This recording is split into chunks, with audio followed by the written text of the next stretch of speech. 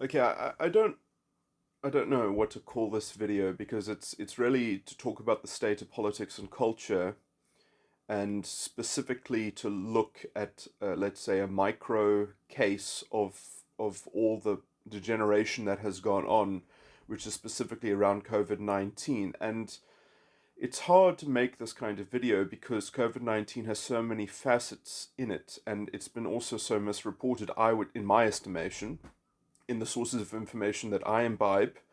And I was an early adopter of the expert contrarian, let's call him the cognitive elite of the expert contrarian, Professor Leonidas from Stanford, Professor Sunepta Gupta from Oxford, uh, essentially the top brass of epidemiology, um, who just didn't happen to be coronated at the time in terms of national prestige or something like that. But I believe Professor Leonidas used to have the position that Fauci had in America. So he used to be in that position. So that's an interesting parallel there. And then, right, even in February, these people were making noises, very clear noises, that the Imperial College study essentially is. I mean, I will put words in their mouth, but it's not, because you have to phrase things in the scientific community with a lot of caveat, with a lot of couching, but basically. They made very clear noises, and so did the people in Sweden, for instance, that the Imperial College study was junk, was so rubbish it would never be peer reviewed. It would go down in history as complete junk. Essentially, they said that very clearly, or they made that known. Rather, I should rather say. Um, Now, there are certain things. It's hard to talk about subjects that are not fully understand. It's like literally like climate science. People don't understand. Um, they understand some things, and we know some things about some things, but we don't know the whole field. Is exactly like climate in some sense. We know some gross correlation. We don't know really what's going on. Medical science, science in general, doesn't have a vision as to what's going on. So there's a whole cultural false authority that underpins a lot of this moral panic and hysteria, and essentially public health takes a much more holistic view of these sorts of things, where and there is actually, in public health there is a great sensitivity to knowing what we don't know, but also knowing what we probably know, and in fact weighing, let's say, the opportunity cost of policy measures.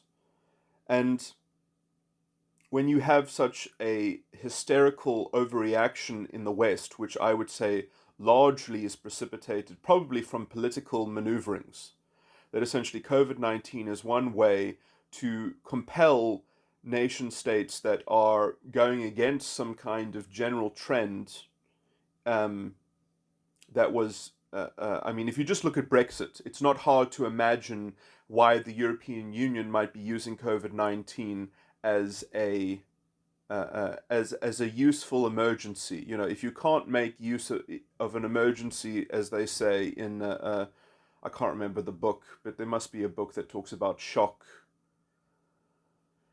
It's like, it's ironic, but it's the same sort of methodology as blitzkrieg in the political world. Let's just not pretend that that doesn't exist, and we look at what the Democrats have done in America, um, as well. Now, in some sense, I'm going to sound like a hypocrite when I say this. I'm not against necessarily the post, or the COVID world to some degree, because I like it when people are subject to things that they don't understand, because at least then it gives them an honest reflection of their own, let's say, dislocated malfeasance in their culture and in their society. It is a bit of a wake up call or something like that. And in some sense, it also, if people don't know what's going on, then maybe they should blindly follow rules and regulations. because that was the state of their life to begin with, and now they just have a physical reflection of it. And some of the people that are biting at the chomping at the bit, excuse me, mixed up. Well, is that a mixed metaphor? Anyway, I got the phrasing wrong.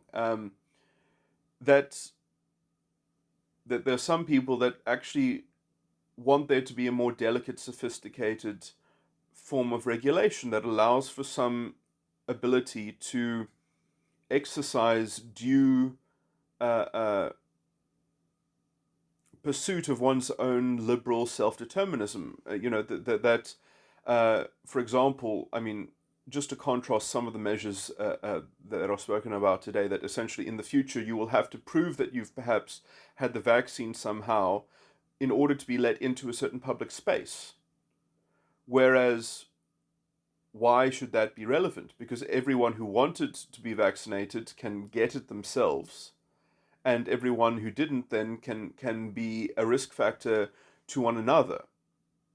So, I mean, it's strange that, I mean, it is true that essentially herd immunity does confer a pro-social benefit, and vaccination can be a part of that pro-social thing, but we also have to take vaccination in the round as to what's actually going on, because I would argue that we don't just want one form of immunity developing, and we don't just want it hinged on vaccination, because that also doesn't have a stable resolution to it. Unless you're going to plan to remove all the bacteria and viruses in the world, unless you're going to actually directly manage that, that doesn't actually function in itself. If you immunize the world against a virus, what you do is you force it to evolve. Essentially, you in fact, you compel that strain probably to because now you're forcing it to fight for its life. Anyway, so there's a cost to everything, and it's very dangerous to only see the cost to some things and not the cost to other things. For example, I live in South Africa, where a lot of these problems are absolutely exacerbated, and you can almost sympathize with the government. And I say almost because I don't sympathize with them at all, because they are using this as a political stunt, and they're using it for political control and such and such. But essentially, let's look at all the bad faith that is included in what's going on here. And I do blame, let's say, American celebrities for contributing to this kind of toxic fascistic atmosphere, if I might be so blunt. The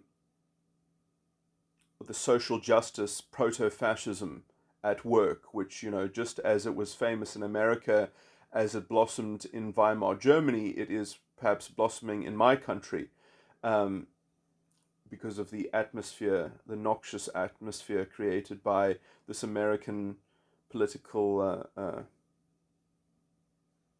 anyway.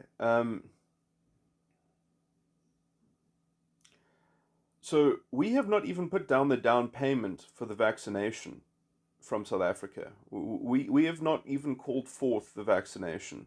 We're not in the queue to be delivered it, because instead of putting the $20 million needed to buy the vaccination, we have put, is it 3 billion rand towards rescuing this the airline corporation, the South African Airlines, they're called SEOs, the state-owned enterprises, because it's more important that the kleptocrats have a line of continuing to steal more funds from government coffers, than actually putting down a down payment on a vaccination, because supposedly all the COVID restrictions are about the health of people.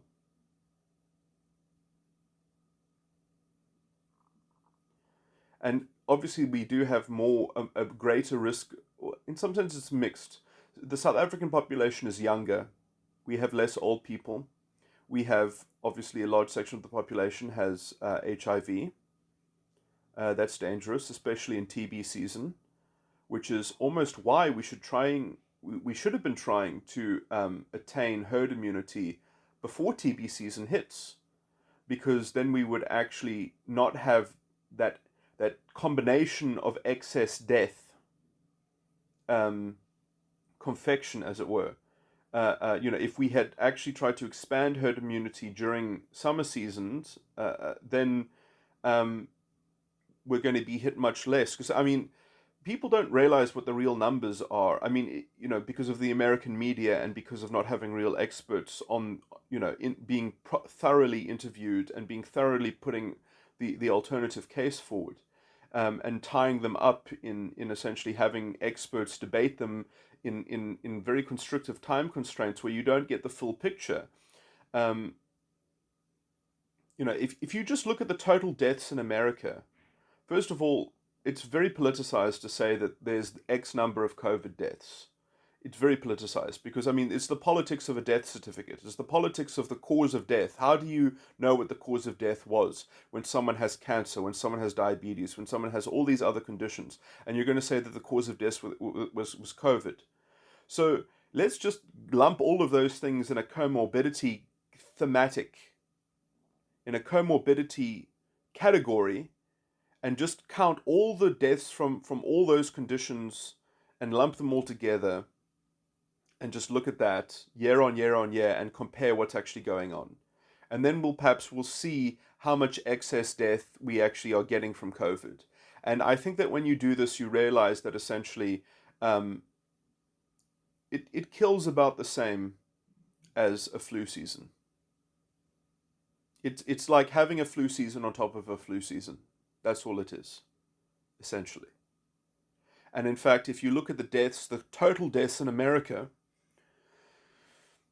by the end of the year, we will see that actually the actual total mortality in the total population, if you just aggregate it all up, there will have been less deaths in America, probably slightly less than last year.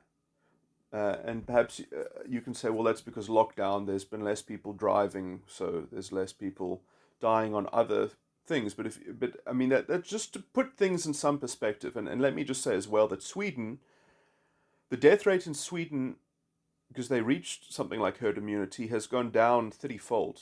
It's a 30th. The deaths in Sweden from COVID are a 30th of what they were. That's 30 times less. I'm not saying 30% less. I'm saying 30. It's 100 times 30.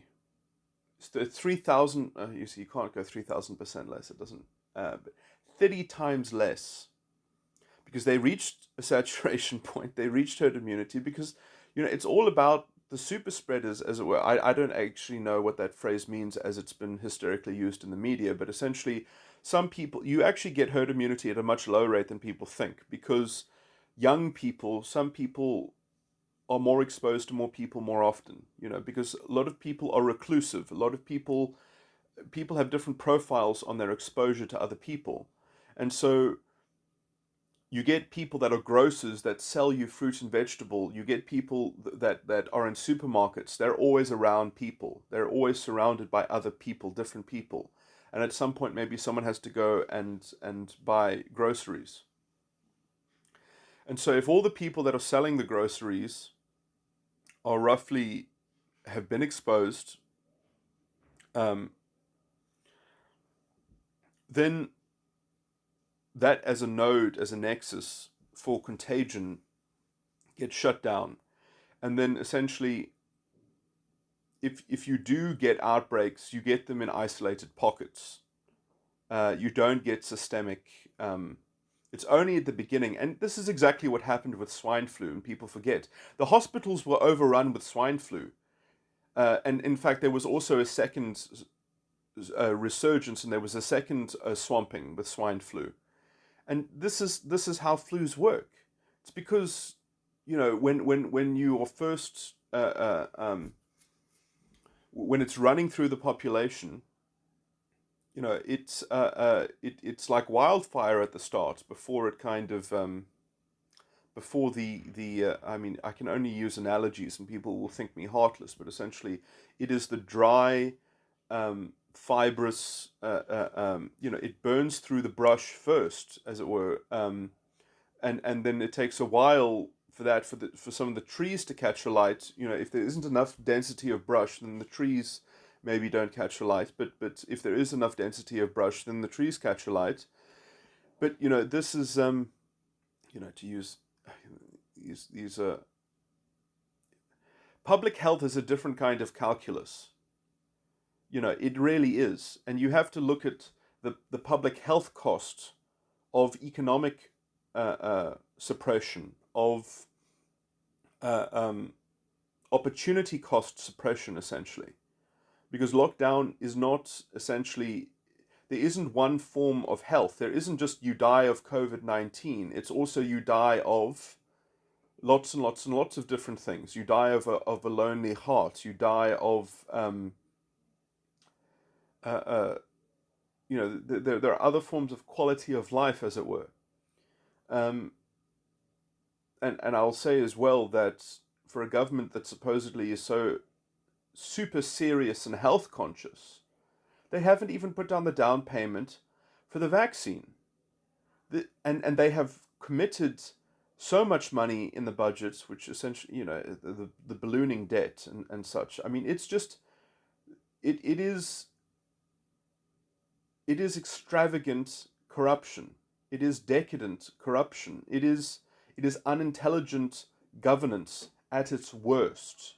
It is, and in some sense, they have the excuses. Oh, well, you see, you're complaining about the COVID restrictions because you want to go to the beach and you want to have a stroll on the beach. But if we let people go on the beaches, if we say that the beaches aren't closed, then because it's summer season, thousands and thousands of disadvantaged people with a darker skin tone are going to congregate on the beaches without masks, and they're going to be across from one another. They're going to be in each other's proximity, and then they're going to spread this virus. And then there are a lot of people that have HIV, and they're vulnerable. And so we need to have blanket rules that protect the vulnerable instead of having sophisticated, forms of. But anyway, I mean, again, I would say that this is the wrong tact completely, because at some point we do need herd immunity. There's no way getting around it, and there's other forms of degradation, as it were. I would literally argue that we're not.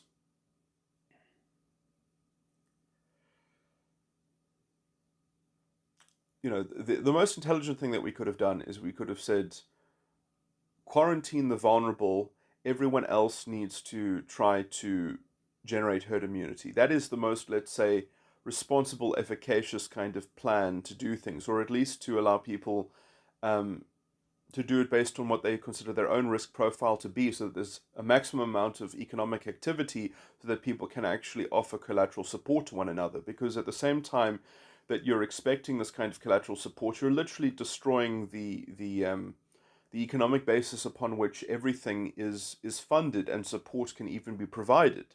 So you're strangling, you're saying, oh, the baby is uncomfortable. Let me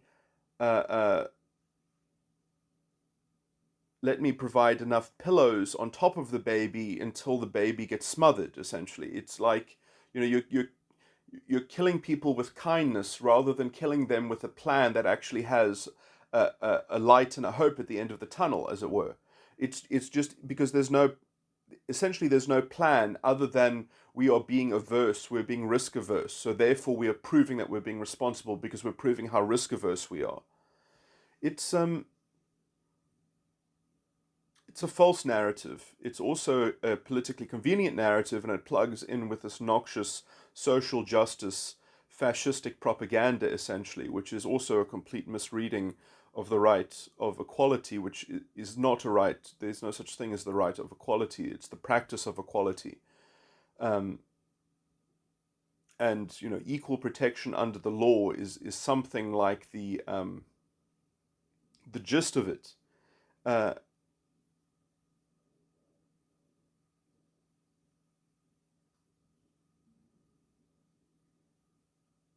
but again, that only sort of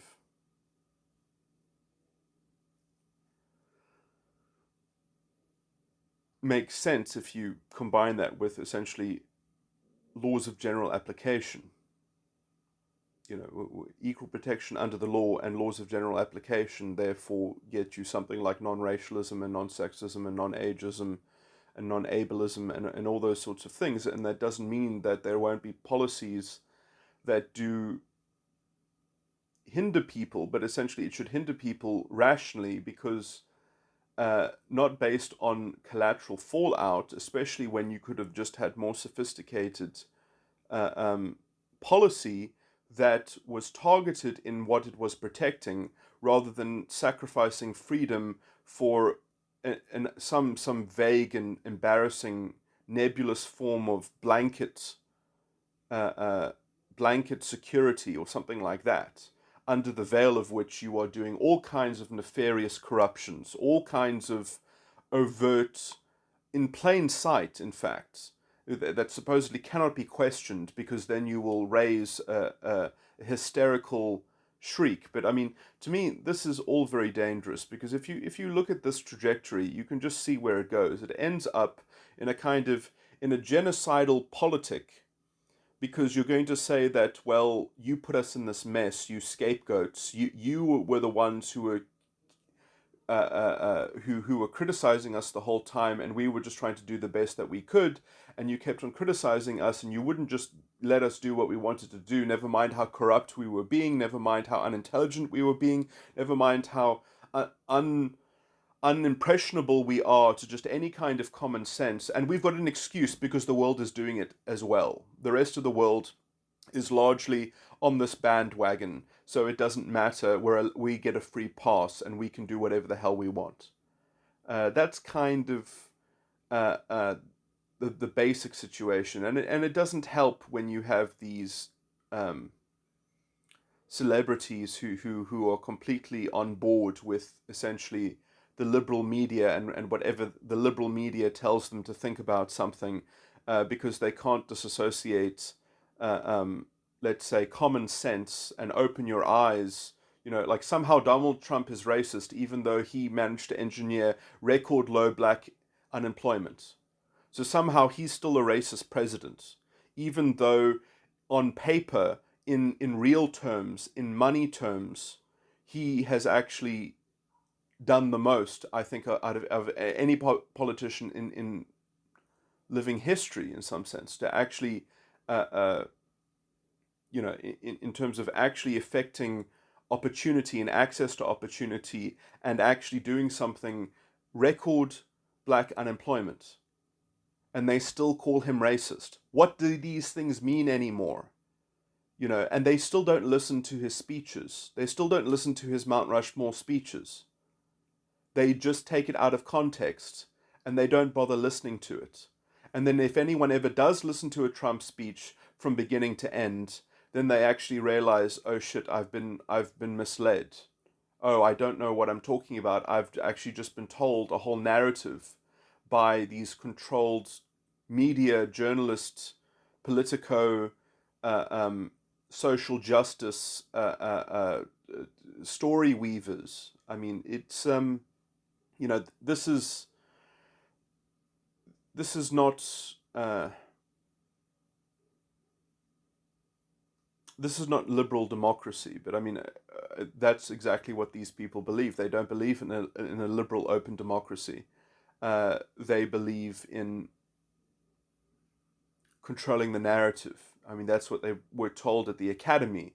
So we've got an academy that is fundamentally illiberal in its political, sociological, psychological pretensions of speaking for these subjects as an authority. And the legal system in a lot of these places has just imbibed this American style of legal scholarship, where essentially the legislature and the executive have combined between them a kind of prerogative to legislate morality, and the individual citizen is just essentially an infant of this, which is actually not how the South African legal tradition is structured, but which has been corrupted from American scholarship, which has been corrupted by, if I might be so bold as to give the summary of it, is that we've got affirmative action hires in the judiciary, and because they don't know what's going on and what's potting, they have inclined themselves towards this disgusting jurisprudence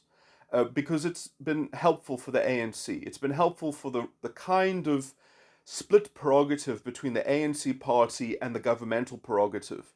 Because the only way to make those things make sense, and in some sense, it's completely anti constitutional. You cannot have a split prerogative. You cannot have the leader of the governmental executive being under the prerogative of, let's say, a party congressional ANC party leader prerogative. You cannot have a divided house, in that sense. The prerogative of the ANC must be held by whoever holds the executive prerogative. I mean, this is why we have a shady shadow Politburo essentially running the show and orchestrating the corruption that it orchestrates. And who knows what it's orchestrating? Because as far as I can see, this is toward very clear Nazi philosophy, Nazi politics, Nazi propaganda. I mean, that's the trajectory that it's going, that essentially the ANC is a hard place for Cyril Ramaphosa, who supposedly is trying to be a reconciler. Who knows how much he really cares. And then you have the Rock, which is the ANC, which is the ANC hardliners, which are perhaps even the majority. Who knows? And you have the EFF, which are ideologically the Rock. So you've got the Rock, which is both within the ANC and outside the ANC, publicly making noise and agitating, and you've got the hard place, Cyril Ramaphosa, having to courtier to both sides, having to pander to both sides, and you have a judiciary which has completely acclimatized themselves to this unconstitutional betrayal of values and things like that, but also by misinterpreting and reinterpreting the so-called right of equality, which is not a right, it's a practice, and they have misunderstood that practice in order to bestow a prerogative on entities that are fundamentally beholden to prerogatives that are not constitutionally entrenched. But I mean, you can see this in broader scale. You can see this in more issues far afield. You can see this in Van Damme herself, with trying to use privacy and trying to use her medical condition, but as a rock in a hard place, so that she doesn't have to actually engage in discussing her political sentiments and her political values, which she cannot justify and rationalize, and so she says that they're private. Essentially, I mean, it's as she publicly abuses the party structure that she is a part of, instead of because she won't hash out her schism. Her schism is privately hers, but then she can stand behind this false dichotomy of her privacy and her medical condition. And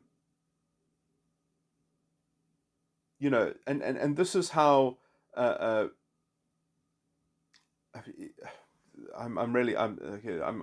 sort of blathering through this a bit too quickly,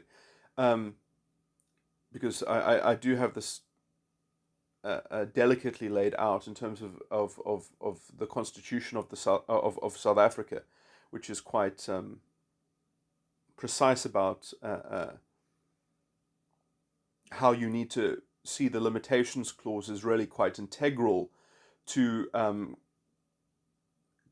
Section 9 of the Bill of Rights, because the clauses in Section 9 and the limitations clause have to be read together, and in some sense then what you are having to weigh is all the other rights, with the mind to the provisions in how equality is, the practice of equality is enshrined in the Constitution.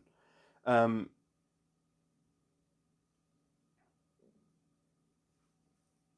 really, you have to look at the cases, specifically the final case that is given in the limitations clause,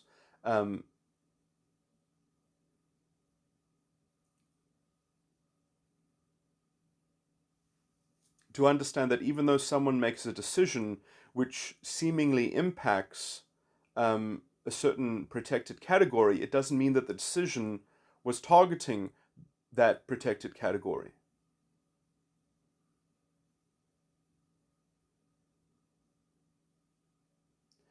And in some sense, I mean, this is the role of essentially, there's a different time, there's a different place, there's a different,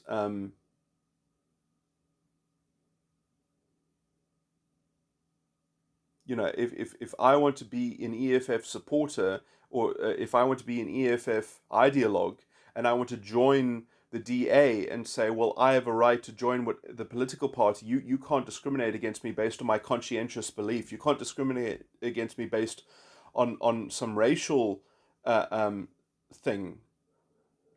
This is lunacy. You can't if you believe in different things, then it's not as if, I mean, okay,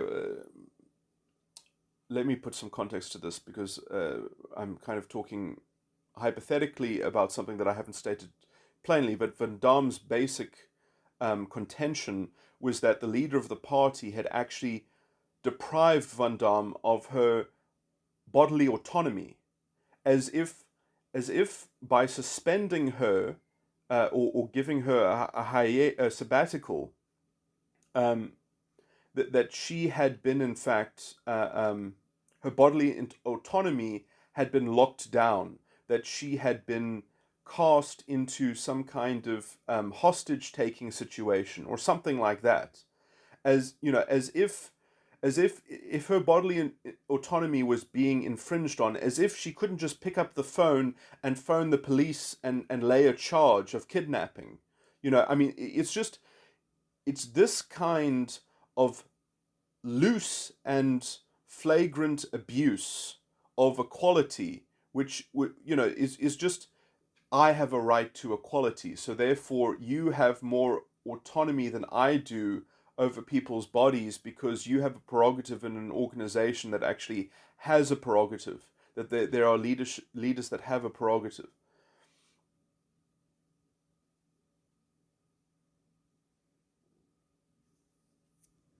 But I mean, who decided to put there, if her bodily autonomy is being infringed, and in some weird fanciful context, I would even accept that as a premise, and then move on to answer the next question: who allowed themselves to allow their bodily integrity to be infantilized in such a wise, or to be under the dispensation of somebody else's decision making process, when they joined an organization that had a leadership, that had a prerogative? Then, if you're going to argue that your bodily autonomy is being impacted upon, you see, this is the thing. Is it legally affected, or is it merely impacted upon through a natural course of legal, perfectly proper and due process and such? And who made themselves subject to such process? And so, if you're going to make this kind of complaint, you damn well better make it complete and fully substantiate it, not merely make it a contention, not merely make it a conjecture, but you better prove your case. You cannot just make these hypothetical, I mean, because first of all, by making these hypothetical things, you have put the party into disrepute. So now that is already, I mean, that's a dismissible offense in the DA constitution. But essentially, what should happen before then is that this moral issue needs to be completely hashed out, because the leader can't be seen to be essentially being the judge in his own court. You need to have some kind of disciplinary hearing that actually is gets into the heart of this and actually exhausts the matter itself, which is not really possible if Van Damme is going to continue to say, well, her views are her private views, so she can just make conjectures as she so chooses. I mean, this is dishonesty of a kind. This is an unseriousness of a kind. This is uncarefulness of a kind that tries to use the fake shield of positivity and the fake shield of being kindness, uh, to all that deserve a certain level of a certain guarantee, or something like that. I mean, this is the legal positivism that really does actually get you on the road to fascism. This is the same legal positivism that poisoned our judiciary, at the top, as it were, um, reinterpreting the Constitution, destroying our values. I mean, literally reinterpreting our values themselves. I've got recordings where I specifically talk about instances where I think the Constitutional Court has. We need a judicial review, in fact, but I mean, in some sense, we also need a bit of a McCarthyist phase where we um, remove these fascists from public life. We remove the gender and race studies so-called professors and academics from receiving public funds and perhaps even charge them with constitutional damages. We remove public so-called intellectuals like Eusebius Mackiser, who are overtly loudspeaker broadcasting, imploring people to consider the moral valor of essentially group justice and collective shaming and collective guilt and even open questions of genocide. I mean, I put through a request. I want a recording. I want this clip. Give me the recordings of this clip where he spoke on this date on the radio and he said these things. I want it. I want a recording of it because I want to use it in a public. I wanted that soundbite, as it were, that was played on the radio because it was disgusting, and it was proof that essentially that things have gone awry in America. That is true. It went awry first in America, and then we caught it. Um, uh, Things have gone awry in the South African political and legal field.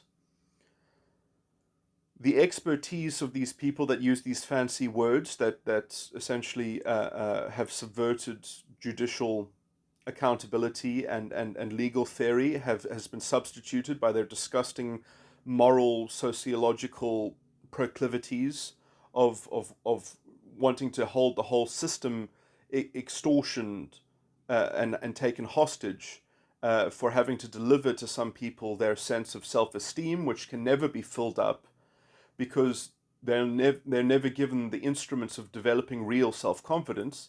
They instead have to project power onto their identity, which is somehow a collective thing. So that, lip services must be paid. Disgusting racialist poetry must be generated. It's a never-ending fascistic, kind of arc of subliminal vacuousness. There's a hollowness in the soul of the proto-fascist social justice. Because they don't believe in self-determinism. They believe in some kind of collective understanding. They have a kind of an insect hive idea of how they are going to arrive at individual dignity is arrived at through the strong man, through the leader, through the Führer, through the savior of the group or something like that.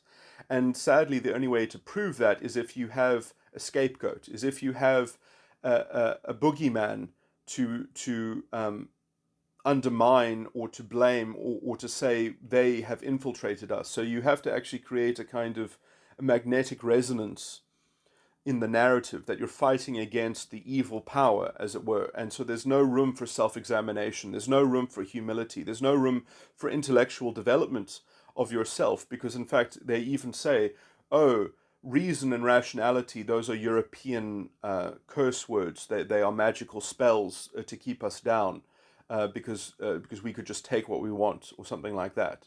And so we now live in this anti-value, anti-liberal, open democratic form of politics, which is given lip service overtly by the leadership of the ANC, even the president himself. I mean, so, reconciliation has essentially been overtly betrayed. I mean, we live in the same kind of constitutional crisis that America has, I would say, the makings of an overt constitutional crisis at the moment. But that's because their legal system never had integrity because they followed the French Revolution a bit too closely, and King George was essentially correct that it was too early for America to become independent. And this, I would say, is overtly evidenced by the fact that the rights in the American Constitution do not exist in the body of the text. They exist in the amendments. So they already know that they don't have real rights because those rights also don't have real remedies attached to them. They are just rationalized by whatever the judge wants to rationalize in order to protect the maximum effect of the legislative, uh, um, whatever the legislative wants to do is as long as it's a legitimate government purpose, then it's fine. That's what they have. They have legitimate government purpose.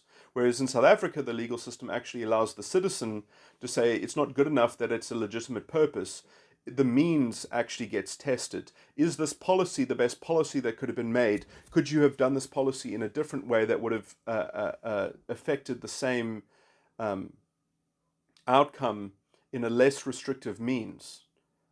Which is essentially what you're always doing when you're dealing with equality, because with equality you're always dealing with two sets of rights, um, the rights of uh, two in, of two individuals, and then when you actually look at that, what it actually boils down to is the rule of law, not so much equality, which is why all policy must be non-racial. It must target objective criteria. This is exactly what the DA platform now reflects and is exactly what is missing in politics in general. And if they don't succeed in somewhat turning the tide, but I believe that there's a judicial or a legal route to solving these problems. I think that these things are ripe to rip through, and we need a law review. We need a new convention. We need a new cycle. There hasn't been a legal review. I mean, the court of review. I mean, we need an appellate type law review of these things, and we need the appellate division to somewhat push back against what has now been a constitutional coup against the constitutional court has betrayed the constitution itself. Essentially, is my general claim, um, and there is talk about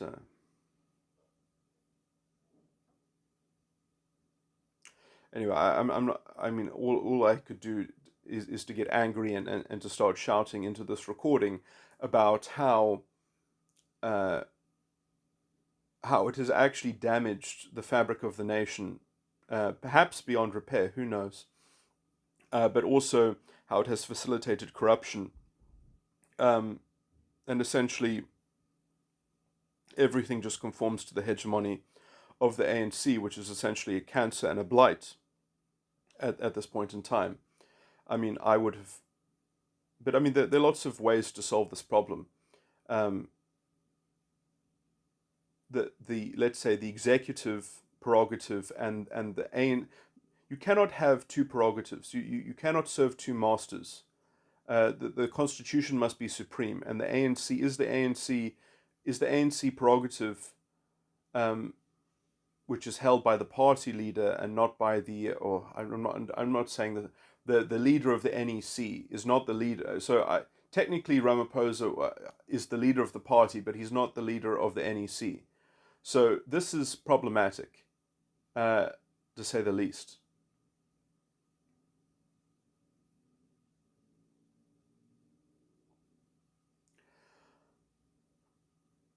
Obviously, you can't just novate a structure, though. You can't necessarily order a party to change its structure. I mean, because then it would have to kind of reinvent itself, perhaps from the ground up, because it would need time to acclimate to a new fabric, as it were. But I mean, the cadre system in the ANC is obviously the source of a lot of corruption. Um, and threatening it will essentially probably disintegrate the party, but essentially the party also probably deserves to disintegrate because it is not fit for purpose, and it is a hotbed of essentially it. I mean, it's the same in some sense. You had to create something like this in order to facilitate the kind of corruption that happens in politics, because the legal system in our country would actually be so good at preventing it otherwise. This was the only way to install the corruption into a way in which that the legal system, could actually somewhat give it room to breathe in its malfeasance. And so anyway, I do see that this is a legal problem. I do think as well, the other way to move away, because there are also political solutions to this, which is essentially that provinces that at least aren't run by the ANC get more federated constitutional independence on the national sphere. That essentially we say, well, for example, the Western Cape could run itself better than the rest of the nation. Therefore, and we also we get ripped off in terms of how the tax works in the national sphere. So actually, we will, and in some sense the only thing stopping that is the national electric grid, is essentially because everything else is decentralized to the provincial level. The only reason why we can't federate everything is because of electricity in some sense, but everything else um, could be federated on a provincial level essentially, and that's also a constitutional I mean, the Constitution actually, in its at least in its undoctored form and its unperverted form, it said that we need progressive, let's say, devolution of power. But now they use the government prerogative to block that and to stymie that. That, oh well, the national legislation works better if it is cookie cutter, if it's one size fits all, or some stuff like that. But essentially, um, and and obviously the Western Cape has suffered tremendously by the racial, um, by the stupid racial. You have John Matham on 567 Cape Talk medium wave, talking about how the numbers of black learners in schools is not high enough, and it's disgusting. It's disgusting that he's using this disgusting racialist metric, which has no place in the Western Cape, because the Western Cape does not have the same demographics as the rest of the country. I mean, do you know that more than half of the people in the Western Cape are not black, they're coloured? And what about the coloured proportionality of learners in a school? I mean, it's completely inappropriate. I mean, why are you putting this national metric on a local, provincial, or municipal level? I mean, as if there aren't other people in the world. It's just, this is what you get. You get this kind of horse trading, this kind of disgusting racialist horse trading, which is just completely unimpacted by opening your eyes on the ground. I mean, as if the Western Cape doesn't have its own unique history and problems, doesn't have its own challenges, but somehow we have to care only about things that happened because of the demographics of racial politics on a national level. There are particular maladies in the culture in the Western Cape. There are particular. I mean, there are different types of violence. There are different types of gangsterism. There are different types of drug use. There are different types. There are a lot of different things that are very unique to the Western Cape that need hands-on. They don't need cookie cutter solutions. They need devolved, intelligent plan and design that actually uplifts people, that actually knows how to transform their lives, and actually that you make a program not to last forever. You make a program that serves its purpose and then it closes itself, and then you make a new program after that because you move forward and you move onwards and upwards. And you are actually solving problems, not creating dependencies and crutches, and not just continuing to not solve problems while you continue to complain about systemic oppression, which is essentially the formula of never-ending corruption and the formula of essentially more degeneration, more cultural degeneration, more lack of support for family, more welfare that is corrosive. Oh, you only get a payout if you are in trouble. So we're actually perversely incentivizing you to get into more trouble so you can be more dependent on the state and less self promoting in your own development. And this is the basic problem: is that there is no um,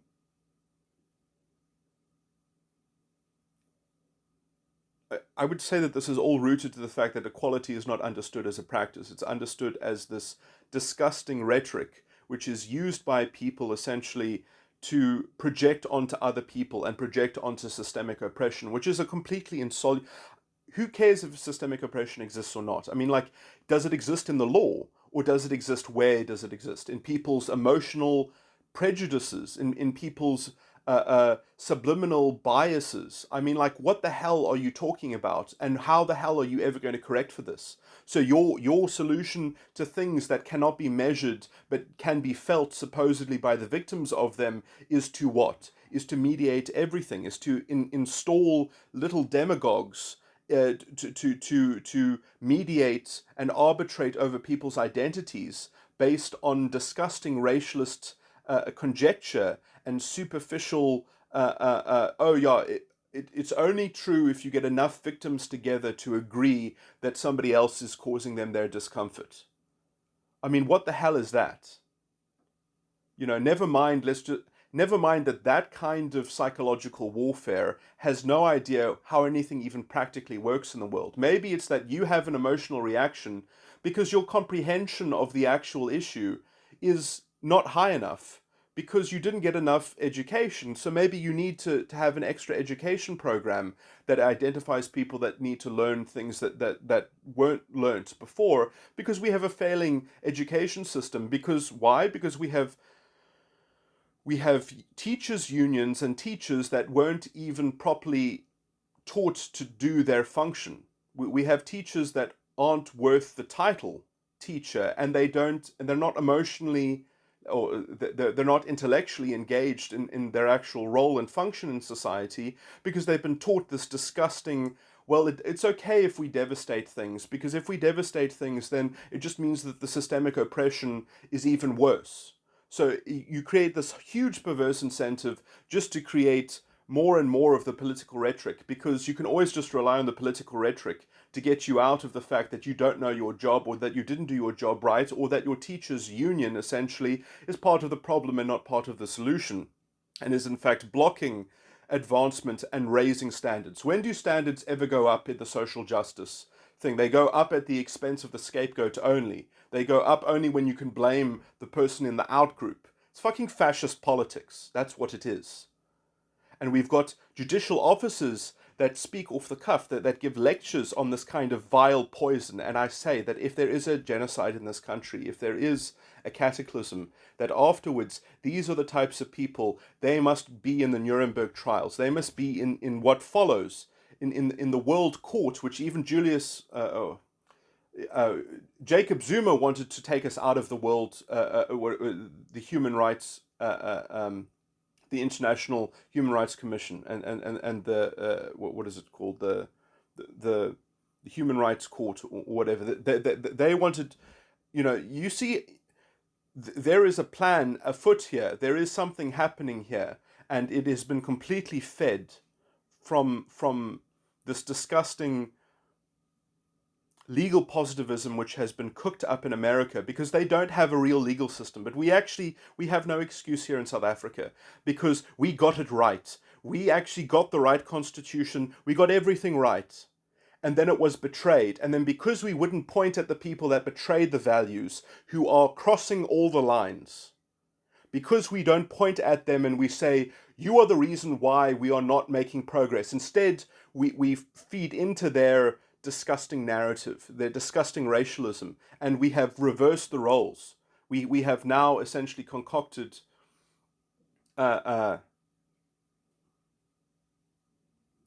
in some sense, it's a kind of moral apartheid. I mean, in some sense, that moralism itself, and it's been built on the bank of these false moral authorities. And then we have blatant fascists in parliament who get license to do what they want, and the speaker just sits there and says, "You have freedom of speech," and he doesn't even know how to push back, because essentially, well, first of all, the ANC is dependent on this kind of rhetoric, by the way. To excuse itself from its own lack of political accountability. There's no political accountability in the system. Anyway, so there's no democracy. De facto, there's no democracy. If there's no political accountability for the people that actually have leadership, if they can just freely divert it onto people in the outgroup who do not have political power, who supposedly have economic power only for the wrong reasons, and not because they actually are good at running things. And by the way, like, if you actually want to look at, look at the GDP of the country. I mean, look at the negative growth. I mean, you can. Do you know how hard it is to screw up a country so that it has negative growth? Do you realize that a developing country has to actually be very stupid to have negative growth? And anyway, those are sort of economic aspects to this that are laid onto this. But essentially, um, we've got people that are haughty and are addicted to their political rhetoric. And it is a complex of corruption. It's a multifaceted crisis. But I mean, in some sense, I only care about the legal ramification of it because that's the thing that, as far as I can see, that is the prime cause, and everything else is a symptom. Although obviously you can say, well, it's because the people in the ANC are essentially they're self-interested, greedy ideologues who use their so-called communism or socialism or whatever to justify their plutocratic, kleptocratic, sort of fascistic aristocracy, that they need the power and they need the money in order to to model and symbolically show that they are that their people are worth it, so, or something like that, because you have to have, that's what you have when you have that kind of affirmative action that is slash and burn on the system itself, as it's slandering the system as being systemically oppressive because of its history, while you have people that are suppressing it in the present, um, and they are suppressing it in the present because they say, well, we have to do it for the history, supposedly. But I mean, like, when do they ever give account for the damage that they are doing? I mean, uh, it's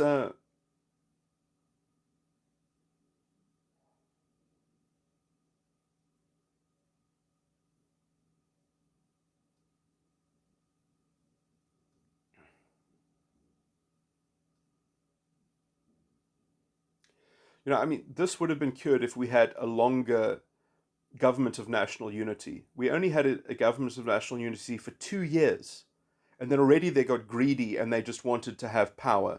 They couldn't learn the job for longer, and instead they took power too early, and then they were probably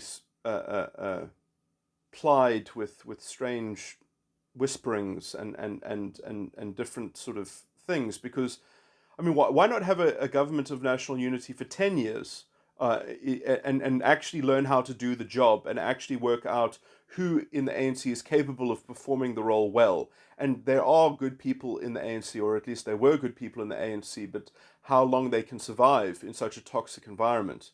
Um, but essentially, that is the original sin of the new South Africa, is that the government of national unity was just too small, was just too short a period.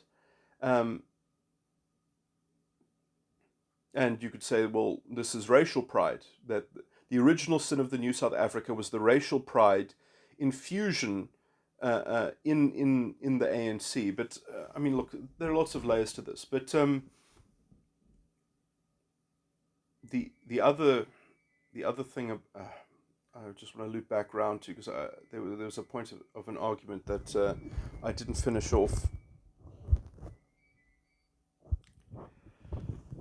And I guess I've lost that thread, but it was to do with talking about the kind of the corrupted ideology and the corrupted politics that's anti-democratic and anti-liberal, and and and is part of this closed society, because essentially there is this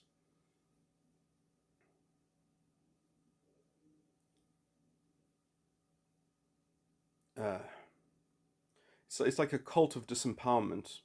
Um, you sell people the solution to their own disempowerment, and the solution disempowers them even more. So then you have a greater opportunity to sell them an even more radical version of being disempowered. And so you keep on. It's a kind of fraud, and essentially the thing that hooks people into it is pride. Is that they are in pursuit of their own pride. Um, and if you're in pursuit of something, uh, you can never have dignity, because the dignity will always be in the future. The dignity needs to arrive at a certain. So, you need to, the pursuit of dignity, the pursuit is not being in pursuit of dignity. You already have to have dignity first, as it were. And so this is the toxicity, as they say, I'm just demanding that my dignity be respected, but in some sense they don't have dignity in themselves. They are in pursuit of it. And so they say that they confuse the means with the ends.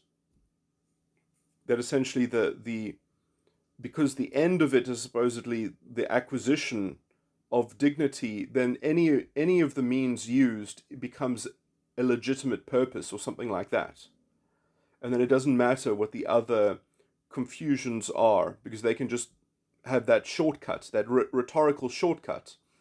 And so this is how they do it politically, is they say, don't you have any sympathy? But then they call it compassion and empathy instead. But they are demanding sympathy, even though the sympathy that they demand actually creates more disempowerment. And they say, no, no, don't tell me your thinking about how it creates disempowerment, because that isn't sympathetic enough to how much we are hurting and how uncomfortable we are. And they don't want to hear, well, actually, you are making yourself more uncomfortable because you're voting for the wrong people. You are inclining people towards a very toxic form of self-regard, in which they don't even see themselves anymore. They just see a category. They identify themselves not as individuals, but as racial groups. And you are selling people their identity, and you are a fraudster. That's what you are. You are another fascist in a line of fascists that have creeped out of history to haunt the living. And, these people who are, as far as I can see, the reincarnation of the useful idiots of Weimar Germany and the Nazis of Weimar Germany. And let us not forget that the socialists and the fascists were marching hand in hand when they were marching in the Nuremberg dissatisfaction marches. The destabilization of institutions, because of demanding that, no, we don't want to be an electorate accountable for our political decision making. We want to be infantilized. And I do also wonder what the integrity of the South African elections are, in fact, in the other provinces. Because I really wonder if I think people should be able to, if they so wish, have an unmasked ballot. People should have the ability to register against their ID document. Their ID, they should register their vote against their ID document, and their vote to be made publicly publishable. I think that we should have an anonymous vote if people so wish to, but they should be able to elect to have a publicly recordable vote. And so we can, in some sense, that if people wish to pierce the veil of privacy, of their own privacy by their own election, then they can at least know, they can tabulate that their vote was accredited to the candidate of their choosing.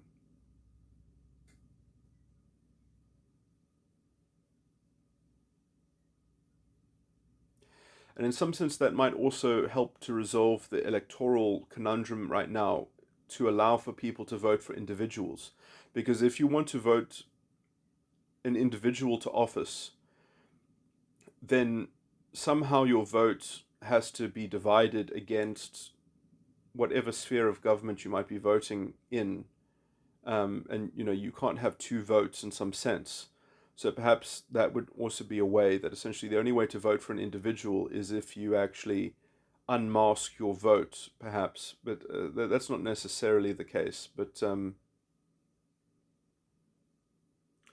anyway, I do think that we might need to start making measures like that, so that we can at least have some more handle, because I mean, I just looking at what went on in America, it makes me think that the ANC would not be above tampering in election results, and especially every time in the Western Cape that the Western Cape Party has challenged the court, has gone through the procedure and paid, because you have to pay for it, to do recounts. Their numbers have exploded every time. Their numbers have gone up. That their voting counts have been suppressed in each case that they have challenged the voting results.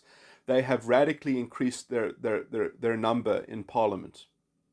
Or sorry, well, they've radically increased their vote tally, which in some sense seems to suggest that there is perhaps wide scale voting uh,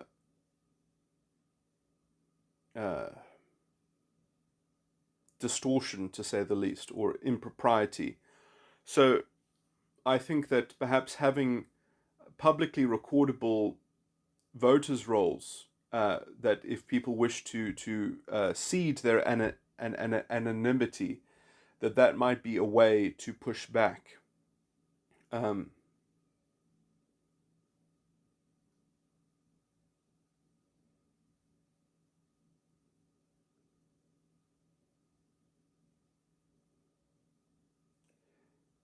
that people should have the right to vote in secret if they so wish, but they should also have the right not to vote in secret, so that they can choose to make sure that their vote is more secure.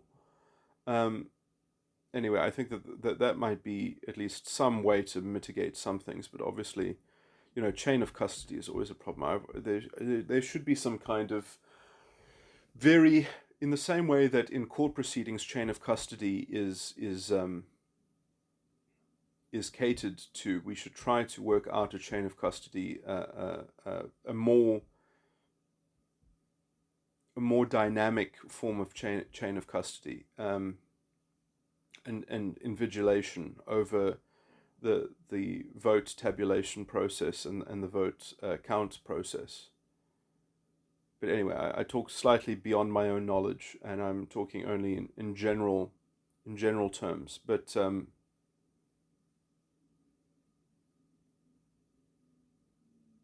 when politics is so infused with corruption in this country, I do not think that we can imagine that it has not affected um,